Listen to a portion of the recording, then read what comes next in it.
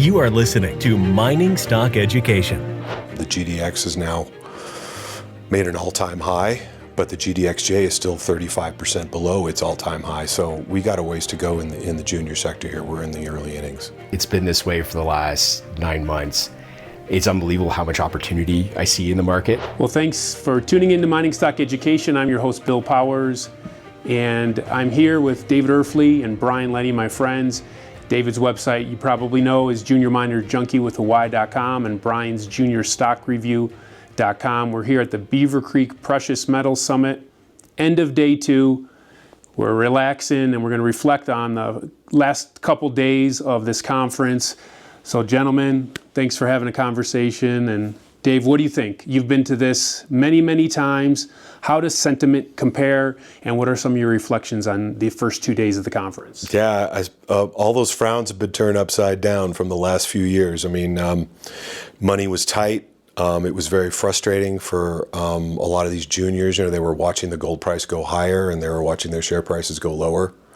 And now money's flowing and share prices are rising with the open window for capital, and most everybody's happy. It's nice to see. I think we deserve it. You know, it's just like, it seems like every year we come into Beaver Creek, there's something to say, okay, what's the next shoe to drop? What's going to happen? Because usually, right after Beaver Creek, we have a hit in the sector. But this year, we're doing the opposite. We're rising. We were rising into this conference, and the GDX has now made an all-time high, but the GDXJ is still 35% below its all-time high. So we got a ways to go in the junior sector here. We're in the early innings. Your read on the first 2 days, Brian?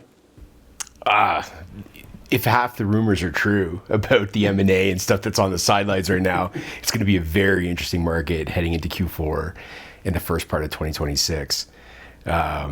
A lot of smiling faces, and the deal flow does look really good. You know, cash in people's coffers, drill programs. It looks really good. Really good. And any better. Legal rumors you can share? Because you do. No. I've learned that I'll just keep that to myself, and I guess that's part of the advantage of being here, and why I would say that everybody may not be able to go to Beaver Creek, but it's why you have to go to conferences, and that's why, you know, looking forward to those, you know, retail type conferences. People that are listening, you should be attending one of them, I think, in the future. Start your own network, and then you'll start hearing the same things that we're kind of getting exposed to, the chatter. And again, it's rumor. There's some things that seem real, and there's other things that seem kind of far out. But you know, I've learned that you can be amazed at what happens, and when you have high metal prices, particularly the precious metal side of things, anything can happen. So it should be interesting. Anything you've heard, Dave, that you can share? No, I'm in the same boat with Brian. I mean, I've probably heard the same ones he's heard, and maybe a few others. But yeah, it's best to keep them close to the vest. But we can talk about the one that was announced right when the conference started, the Anglo Tech deal. I mean, that is huge for this sector. Second largest proposed deal in history. I think the Glencore Xstrata was bigger, and it's going to take up to 18 months to finalize. So there's going to be more news. Maybe Glencore making a bid or BHP making a bid. A lot of things could happen with this, and it's just really, it brings more attention to this sector. So you meet with all of the companies that you're invested in. Any meetings you had that caused you to question whether you should be holding that position? No, I mean, as far as the companies that I've met with that I own shares in, I've just heard nothing but positive news. And like Brian said, I've heard a few. You know, they've told me a few things in confidence that I can't reveal. You know, nothing major, just, you know, things that are about to happen, and it's all good. I mean, it's like I said, it's great to see smiling faces when you meet with these people now, because, you know, we've all paid our dues. It's been a rough. So you feel like you're owed a bull market, Dave. That's how you. Well, yeah, absolutely. I mean, you know, I put it, you know, like Brian, you know, we put in the due diligence. You know, we took the time. We took the time off. I say time off, meaning a bear market. A bear market allows you the time to do the due diligence, make sure you accumulate the right companies. And it was an accumulative bear market. It wasn't a spike low like we had during COVID, because during COVID, it happened so fast, then everything else popped up so fast. You really didn't have a chance to do the proper due diligence to make sure you got into the right companies. But over the last year or so, you've got no one to blame but yourself if you got into the wrong companies. So Brian, a lot of these companies are up 200 to 500% this year. So when you see that, and maybe you're taking a new meeting with let's say a gold company, a gold junior, and it's up 300%, are you asking yourself, is this the best value, or where would you be looking for value since the juniors have risen off the bottom? That's a good question. When you're looking at valuation, it sort of doesn't really matter how the share price is performed. I think if you look at what the company looks like right now, and instead do that calculation on what that company's worth compared to their market cap, and you first start there with the differential.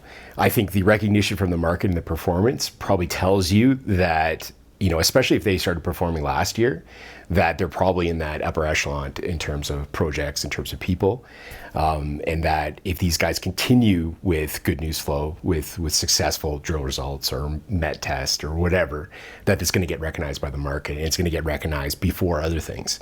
So the fact that it's gone up for 300% doesn't necessarily mean much to me. It can, but not always. And so that point is through calculation, and it can be an affirmation in terms of what that's going to look like moving forward. For me, if you look at how I position the portfolio, I've been taking some profits off the table. I'm still very bullish on precious metals, but if you look at my last three picks, they've been copper, and the other one's polymetallic. So you can sort of see where I think the ball is. So you are looking for value outside of gold? Yeah, because that's probably where the best value is, because I think you can get value in the precious metals, and there's certain stories, it's always nuanced for me. It's like story by story. I don't want to paint a wide brush. But when you start comparing some of the precious metals companies, especially after the last month or two, and stories that I was following for different things to happen, but the gap on that price to value is really closed.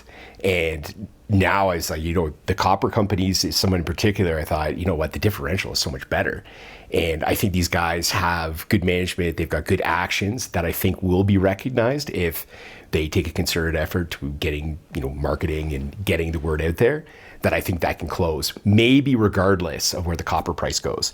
And if we get a blessing of a high copper price, like $5 plus, then these things can really move.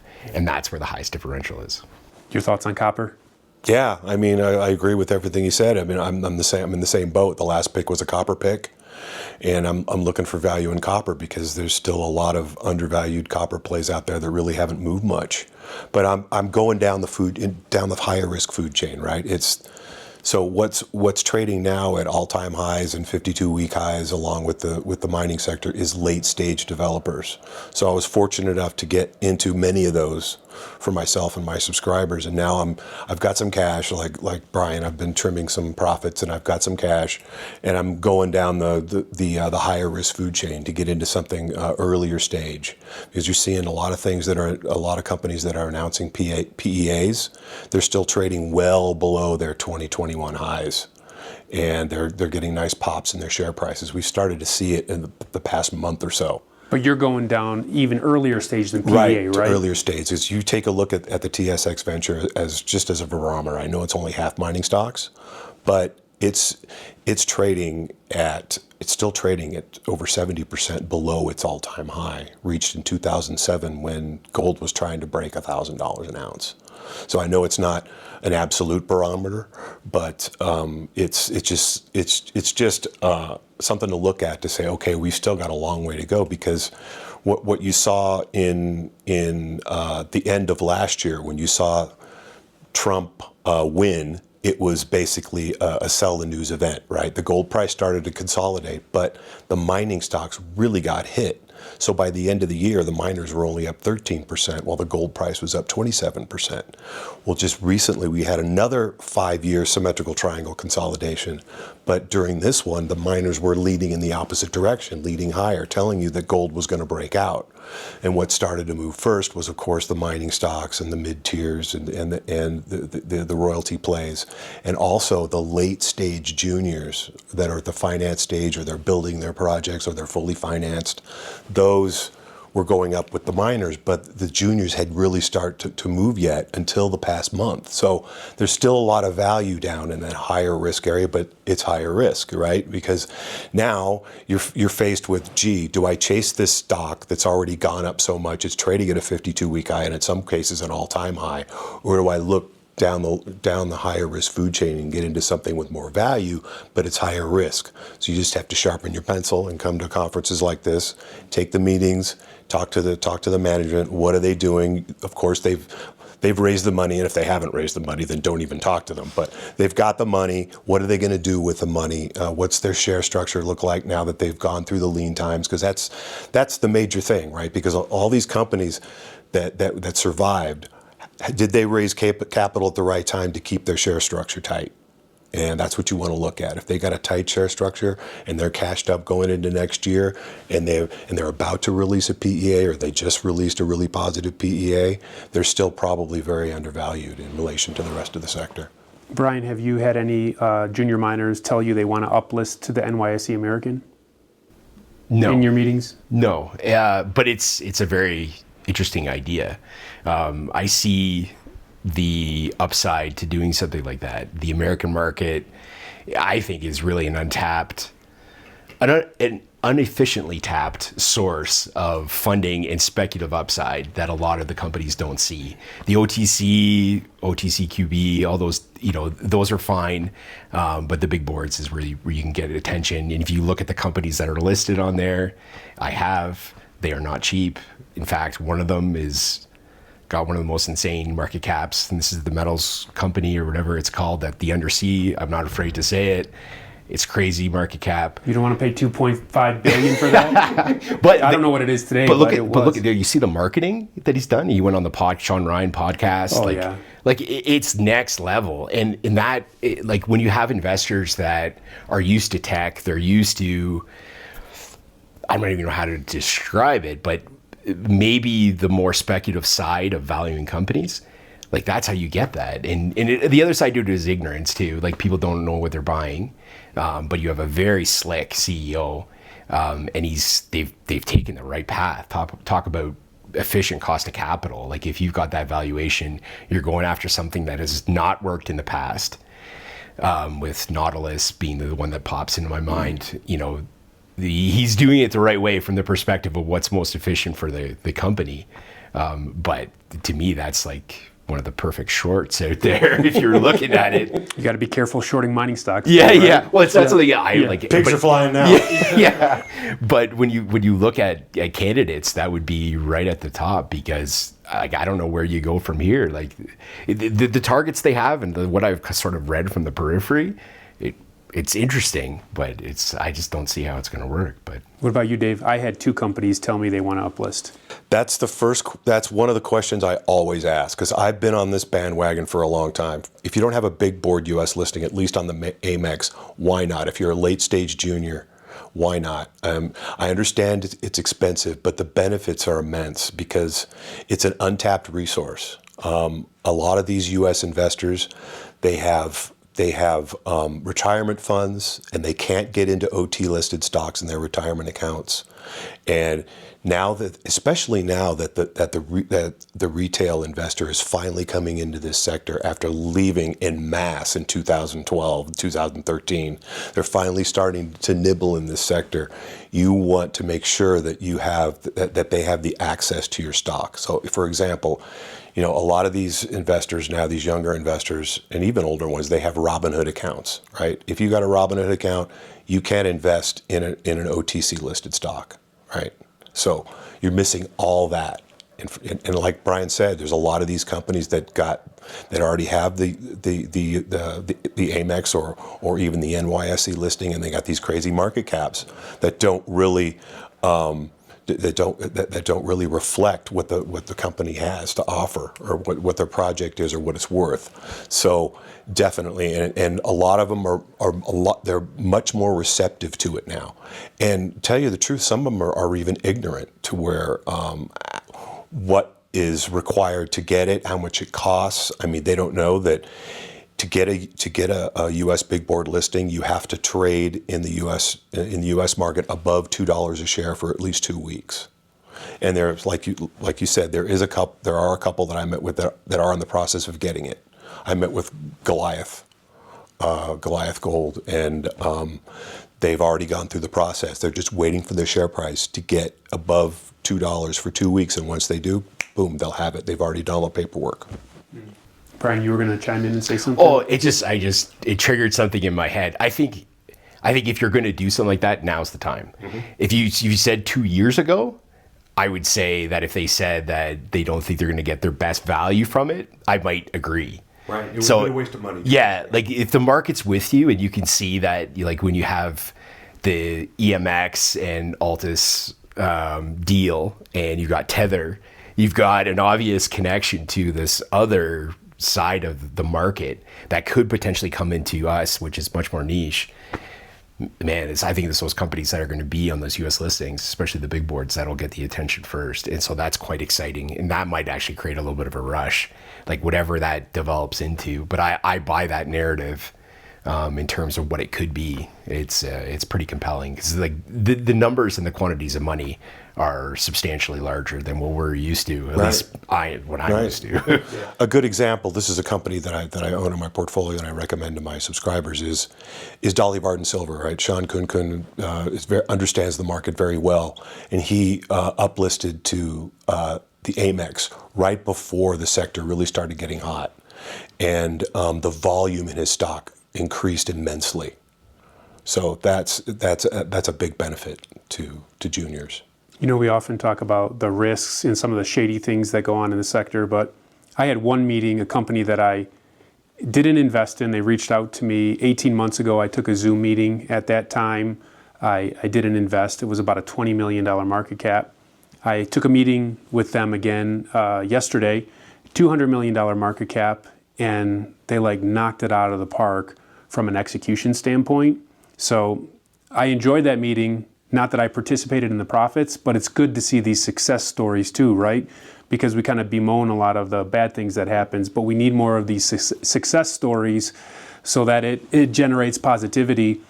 And but also when I was analyzing what went right, I couldn't even have predicted what went right for them. And even when they told me the investment value proposition 18 months ago, it is probably about a 60% different investment value proposition today that they're pursuing than it was then. And that's, I guess you would attribute that to management, right? Where management's able to pivot, deal with the situation that comes to them. If they can communicate, raise money, recruit new talent, as in this case, and then pursue that effectively, now they got institutions buying the stock and supporting the stock at a multi-$100 million market cap. So just a couple of reflections.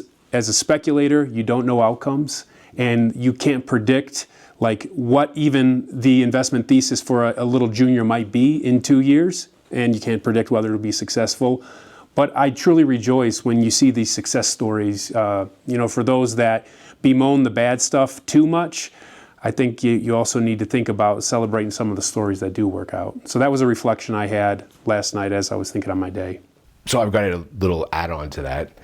I think this is how I look at it. I will be more successful by saying no more often than yes. I will say no based on a glimpse in time that can change, like you said. And there's always a chance that I will be wrong if you take a snapshot a year later and see how things have changed. But I still go with that first point that more than often than not, I should be saying no to the deal. When you look at Pareto's Law, 20% of the issuers provide 80% of the value in the market, and I think it's probably even more skewed than that when you actually get down to the numbers. And when you talk about even that upper echelon, like the 1%, they're the ones that provide the bulk of that 80. And so when you start looking at those sort of ratios, I think that's proof in the pudding that more often than not, you're better to say no. But then there is the outliers that you're going to be wrong about, and that's going to happen. And you got to be able to let that go, especially if you're not going to be following up on it. Oh, yeah. Yeah. What about you? Oh yeah, I mean, we all have the stories like, oh wow, look at that one that ran so high that I passed on. I mean, we all have those, and we all have those that we got out way too early. Of course, but for me, I've made a lot of money from my mistakes, because if I didn't make that mistake, then I would have known what to do the next time that same situation came up. Because making, you're going to make mistakes. It's going to happen. It's inevitable. You're going to pick a stock, and you're going to stay through it thick and thin because you believe in it, even though you should have sold it a long time ago, and you're going to end up selling it for a big tax loss. It just happened to me recently. So that's going to happen. But just make sure that you learn the lesson of what you did wrong, and it'll pay off in spades in the future. And Dave, when do you sell? You both mentioned you're trimming some profits. I had a conversation with the gentleman in the hall today. He has a lot of money deployed in silver juniors, and he plans on holding for quite a bit because he believes this is a mega bull market. When do we sell, guys? You want to go first? Sure. Okay. So my approach, again, it's different with every company. It's a mixture of the price to value ratio, how that delta closes, and what's ahead, the catalysts. And it's also, when you get to a certain point, depending on where the company is in its story, I think it's harder depending on timelines, especially if you get pre-construction. And there becomes some timelines where the market may not pay attention as much, or the timeline between catalysts becomes great enough that I'll take money from those kind of stories first and then redeploy it, like I said, into the copper, the polymetallics, wherever I'm seeing the best value. And again, I'm completely agnostic. I don't really care. I'm looking at every deal as it in itself. And some come with 2 or 3 year horizons to get that yes answer. And other ones, like probably the precious metal ones, are you're getting more immediate in some cases. But that's sort of how I look. It's case by case, and it's based on upside potential and timelines to achieve it. Well, that's a great question, and it's that answer is different for everyone depending on portfolio size, depending on what you're going to use this money for in the future. As far as what you're trying to accomplish with a junior portfolio. But I teach in my newsletter. I'm trying, because my newsletter, as you know, is completely transparent. It attempts to teach people how to manage their risk properly and trade correctly in this stock market, in this junior market. So first of all, I don't get into any junior unless I see at least 3 times upside potential. I won't even touch it. So based on that fact, once it triples, I take 1/3 off the table. I try to take emotion out of my selling decision. So once it triples, I'll just take 1/3 out, and then I'll hold the rest because another reason why I'm buying it is because I expect it to eventually be a takeover target. So as the bull market matures, I'm hoping that I'm holding the rest for a takeover. But if I feel the bull market has matured and it hasn't been taken over yet, then that strategy is obviously going to change. But what I also do is if the position continues to get larger, if it gets so much size of my portfolio, if it gets over 15% of my portfolio, then I'll trim a little more. Any concluding thoughts, gentlemen? Go ahead. You're first. Okay, sure. I think especially, and I've seen this, it's been this way for the last 9 months. It's unbelievable how much opportunity I see in the market, which it seems like a really good thing, but I think for many people it can be an issue, including myself. And I think what it's honed in is that I have to be super focused on prioritize my criteria of why I want to own a stock, probabilities, and outcomes.